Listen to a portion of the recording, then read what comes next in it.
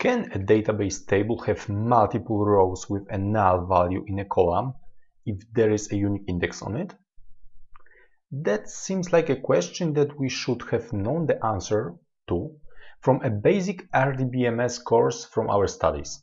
But for some reasons, some developers will say no and some will strongly defend the yes option. Which group are you in? If you thought yes, multiple values are fine, you won. However, if you voted for no way, you won too. Do you see what I'm doing? It simply depends on a database engine. MySQL allows multiple null values in a column with a unique index on, but do not think that it is true for all database engines. For example, SQL Server will strongly protest if you try to insert the second null. What the standard says? SQL has its own standard. It is published by the ISO committee. The latest version is SQL 2016. It defines a null value as a special value that is used to indicate the absence of any data value. The problems emerge when we dive deep into the details. The standard does not define whether multiple null values are taken into an account for a unique constraint or not. Honestly, even if it clearly indicated the behavior, it would not automatically make all the various database engines to follow the principle. There are various levels of ISO SQL standard adoption between the major RDBMS vendors. If we take a look at the MySQL compatibility to the ISO standard, we will notice that they do not clearly specify to which version MySQL is compatible to. They are more like inspired by the standard, not devoting themselves to be fully compliant. And that is not an exception. It is a similar case for most major database engines. To be precise, the SQL standard does not define what should happen when inserting multiple null values into a column with a unique index. What is an index? All major database engines use unique indexes to enforce values uniqueness. That makes absolute sense. Imagine a table like this. Assume that there is a unique constraint on the year of birth column. It has 3 rows at the moment, but the following insert statement is executed. How the database engine may verify the uniqueness constraint? Of course, it can go over each row and check each value for the year of birth column. Compare it to the value from the insert statement, 1985, and it will know. Obviously, performance would be a major problem in such a scenario if the table had many rows. Because of that fact, most database engines enforce uniqueness by a unique index.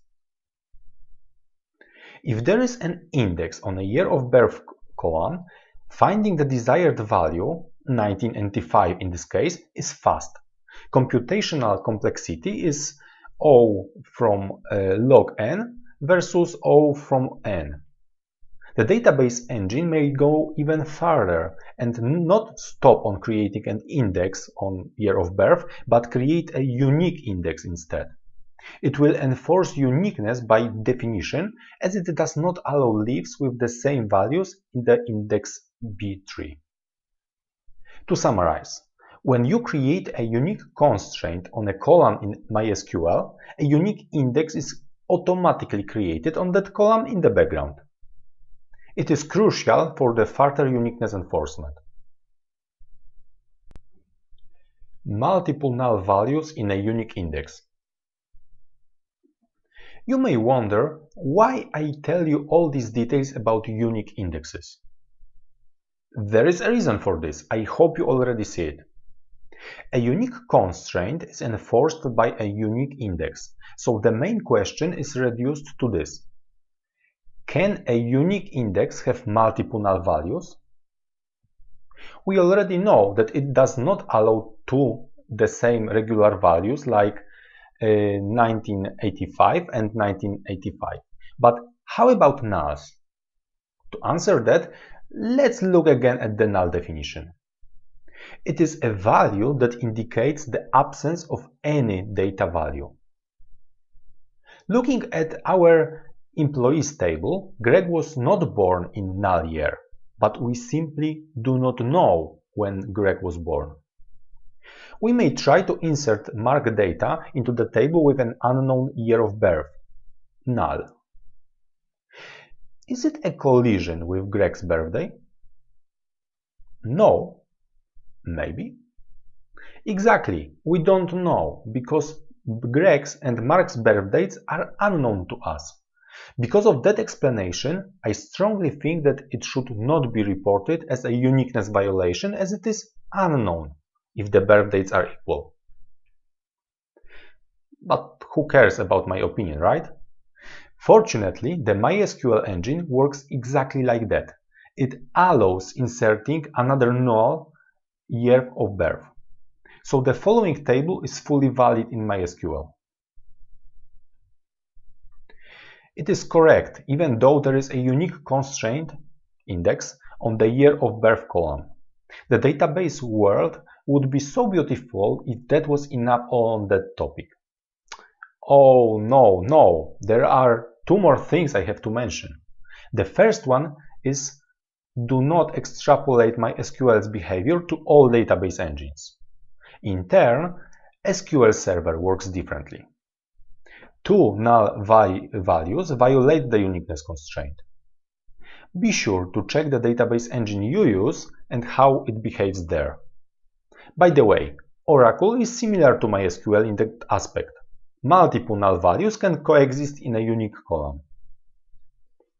The second one is an important technical consequence of ignoring null values in unique constraints by MySQL and Oracle. As you already know, MySQL's unique constraint allows multiple null values. It is possible because MySQL does not index nulls. To be clear, null values never get to the index leaves in MySQL. That is why MySQL does not complain about multiple nulls in a unique index. There are simply no nulls in it. Why do I even dive into such a technical aspect? Here it comes. As null values are not indexed, they cannot be effectively searched by MySQL. For example, consider the following query. The database engine cannot use the index to find matching rows because the index does not contain nulls.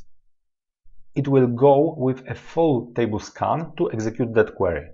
The same thing happens in Oracle, but not in SQL Server. But that is a story for another time.